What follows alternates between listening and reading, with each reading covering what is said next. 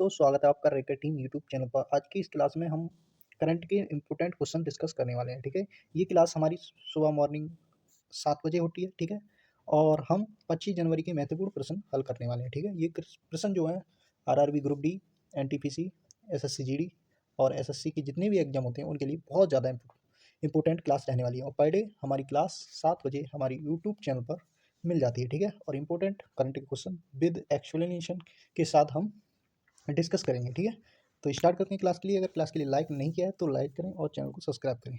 ठीक है, तो आज का पहला प्रश्न कहता है कि ग्लोबल फाइबर पावर इंडेक्स 2025 में भारत किस स्थान पर रहा है। तो भारत इसमें किस स्थान पर रहा है? इसमें चौथे स्थान पर भारत रहा है। अब ये ग्लोबल फाइबर पावर इंडेक्स क्या होता है? ये होता है हमारी सेनाओं की जो पावर है यानी कि शक्ति है उसको दर्शाता है। तो हमारे जो भारत है वो हमारी सेना की शक्ति में कितने नंबर पर रहा है? चौथे नंबर पर रहा है। ठीक है, अब कुछ हम इसके सूचकांक याद करेंगे जो हमारे रिसेंटली यानी कि जो 2024 में रहा था। ठीक है, अब देखो नवाचार, वैश्विक नवाचार सूचकांक में 2024 में जो हमारा भारत था वो 39वीं रैंक पे था। कितनी? 39 पर। और स्विट्जरलैंड जो था फर्स्ट रैंक पे था। फर्स्ट रैंक इधर लिखिए और हमारे भारत की रैंक जो सामने लिखिए। हैप्पीनेस इंडेक्स में जो भारत था वो 126वीं रैंक मिली थी। कितनी? 126वीं। ग्लोबल पीस इंडेक्स में 116 रैंक मिली थी भारत को। ठीक है, और जेंडर गैप रिपोर्ट जो थी उसमें भारत जो था 129वें नंबर पर था यानी कि 129वीं रैंक पर था। ठीक है, करप्शन इंडेक्स 2024 में भारत जो था वो 93 नंबर पर था यानी कि 93वीं रैंक थी। ठीक है, लॉजिस्टिक परफॉर्मेंस इंडेक्स में जो हमारा भारत था वो 38वीं रैंक रही थी। ठीक है, और प्रेस फ्रीडम इंडेक्स में जो हमारा भारत था वो 159वीं रैंक रही थी। ठीक है, वैश्विक भुखमरी सूचकांक में भारत जो था वो 105वें नंबर पर था। ठीक है, प्रथम वैश्विक प्राकृतिक सूचकांक में 176वें नंबर पर था। ठीक है, कितने? 176वें। आर्थिक स्वतंत्रता सूचकांक में इंडिया जो है 84वें रैंक पर रहा। ठीक है, यात्रा एवं पर्यटन सूचकांक में हमारा जो था 39वें नंबर पर था। ठीक है, और अंतरिक्ष डॉल्किंग के मामले में भारत जो है वो चौथा स्थान पर है। ठीक है, याद रखना है ये सारे इंपोर्टेंट इंडेक्स जो है इंपोर्टेंट है हमारी परीक्षा की दृष्टि से। अगले प्रश्न की ओर चलते हैं। अगले प्रश्न कहता है स्वतंत्रता गणतंत्रता दिवस के मौके पर किस बल ने भारत बांग्लादेश बॉर्डर पर शुरू किया है? यानी कि किस बॉर्डर पर शुरू किया है?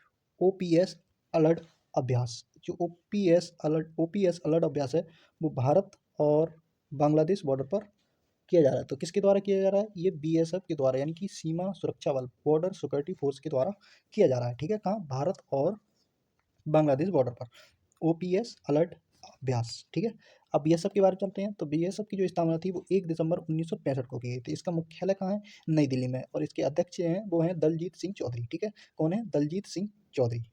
अगले प्रश्न की ओर चलते हैं। अगला प्रश्न कहता है किस देश के राष्ट्रपति प्राबोवो सुबियातो 76वें गणतंत्र दिवस समारोह में शामिल होने दिल्ली पहुंचे? तो कौन से देश के राष्ट्रपति हैं? ये इंडोनेशिया के राष्ट्रपति हैं। ठीक है, याद रखना है।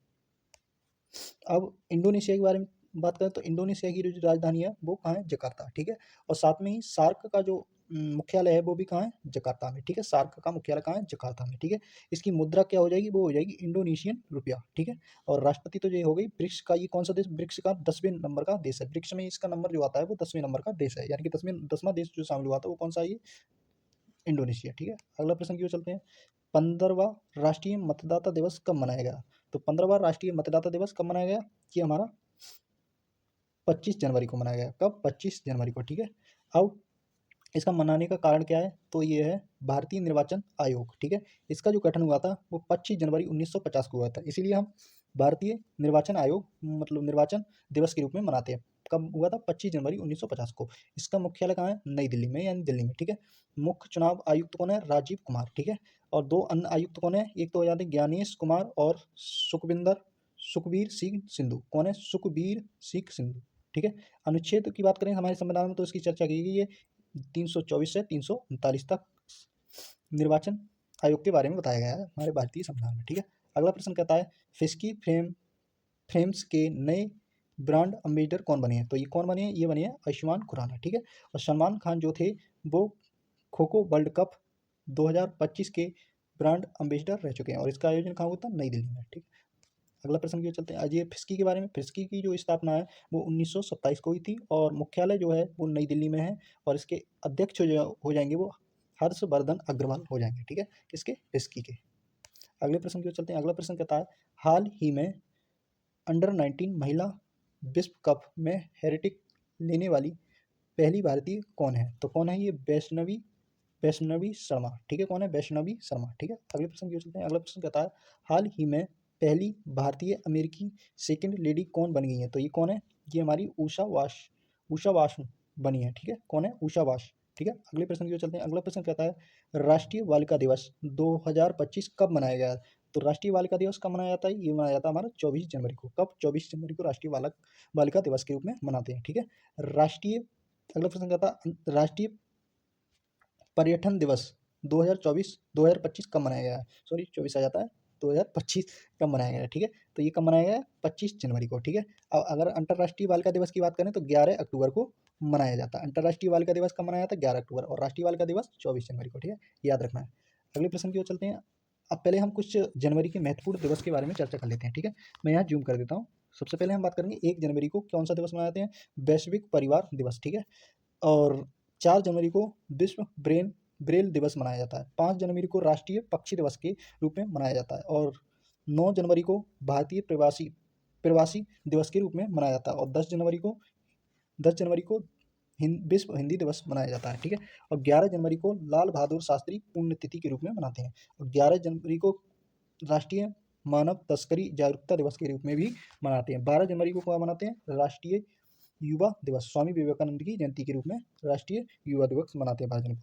और 15 जनवरी को भारतीय सेना दिवस यानी कि आर्मी डे कब मनाया जाता है? 15 जनवरी को। और 16 जनवरी को लोकपाल का पहला स्थापना दिवस मनाया गया है। लोकपाल का पहला स्थापना दिवस 16 जनवरी को मनाया गया। अब बात करते हैं यानी कि 11 से 17 जनवरी तक राष्ट्रीय सड़क सुरक्षा सप्ताह के रूप में मनाया गया। कितनी तक? 11 जनवरी से 17 जनवरी तक राष्ट्रीय सड़क सुरक्षा सप्ताह के रूप में मनाया गया। ठीक है, अब बात करते हैं 23 जनवरी को पराक्रम दिवस के रूप में मनाते हैं, सुभाष चंद्र बोस की जयंती के रूप में, और ये कितने नंबर की है? 128वीं। ठीक है, और कटक में यहाँ प्रोग्राम इनके जन्मदिन के अवसर पर यहाँ प्रोग्राम चल रहा है। ठीक है, अब बात करते हैं 24 जनवरी कौन सा दिवस मनाते हैं? राष्ट्रीय बालिका दिवस 2025। ठीक है, और 25 जनवरी को राष्ट्रीय पर्यटन दिवस और राष्ट्रीय मतदाता दिवस, जो अभी हमने पढ़ा है। अगला प्रश्न कहता है कि 22 जनवरी 2025 को किस राज्य ने अपना स्थापना दिवस मनाया? तो किसने मनाया? ये उत्तर प्रदेश ने। किसने? उत्तर प्रदेश ने। ठीक है, और ये मणिपुर और त्रिपुरा और मेघालय, इनका जो स्थापना दिवस है वो कितना? 21 जनवरी। कब है? 21 जनवरी। ठीक है, 21 जनवरी को मणिपुर, त्रिपुरा और मेघालय का स्थापना दिवस, और 22 जनवरी को किसका है? ये हो जाएगा हमारा उत्तर प्रदेश। ठीक है, अब बात करते हैं कि उत्तर प्रदेश के बारे में सामान्य जानकारी। ठीक है, तो उत्तर प्रदेश जो है वो 24 जनवरी 1950 को कौन सा 76वां स्थापना दिवस मना रहा है? कौन सा? अपना 76वें नंबर का स्थापना दिवस मना रहा है। ठीक है, इस दिन 1950 में उत्तर प्रदेश नाम की रखा गया था। इसका आधिकारिक रूप जो था 1950 में रखा गया था, 24 जनवरी 1950 को रखा गया था। और इसी स्थापना दिवस पर उत्तर प्रदेश गौरव सम्मान जो है वो 6 व्यक्तियों को मिल रहा है। कितने व्यक्तियों को? 6 व्यक्तियों को दिया जा रहा है। ठीक है, अब बात करते हैं हम उत्तर प्रदेश की कुछ सामान्य जानकारी। जैसे उत्तर प्रदेश की जो राजधानी है वो कहाँ हो जाएगी? लखनऊ। ठीक है, लखनऊ हो जाएगी राजधानी हमारी, और मुख्यमंत्री कौन हो जाएंगे? ये हो जाएंगे हमारे योगी आदित्यनाथ। ठीक है, राज्यपाल हो जाएंगे आनंदीबेन पटेल। ठीक है, और नेशनल पार्क जो हो जाएंगे दुधवा राष्ट्रीय नेशनल पार्क, पीलीभीत और रानीपुर नेशनल पार्क। ठीक है, राजकीय पुष्प हो जाएगा, राजकीय पशु जो हो जाएगा वो हो जाएगा बारहसिंगा। ठीक है, राजकीय पक्षी जो हो जाएगा वो हो जाएगा सारस। क्या हो जाएगा? सारस। ठीक है, अगर लोकसभा की सबसे ज़्यादा सीटें वो कहाँ हैं? हमारे उत्तर प्रदेश में। कितनी? 80 सीटें हैं। और राज्यसभा की सबसे ज़्यादा सीटें हैं वो कहाँ हैं? 31 सीटें ही हमारे उत्तर प्रदेश में। सबसे ज़्यादा उत्तर प्रदेश में राज्यसभा और लोकसभा की सीटें हैं। ठीक है, याद रखना। आज की इस क्लास में इतना ही है, और हमारे ये सवाल है वो बहुत इंपॉर्टेंट है। इसी तरह से हम पर डे अपनी क्लास को रेगुलर करते रहेंगे, और बने रहें हमारे चैनल पर, और चैनल को सब्सक्राइब करें, वीडियो को लाइक करें। मिलते हैं नेक्स्ट डे, तब तक के लिए जय हिंद।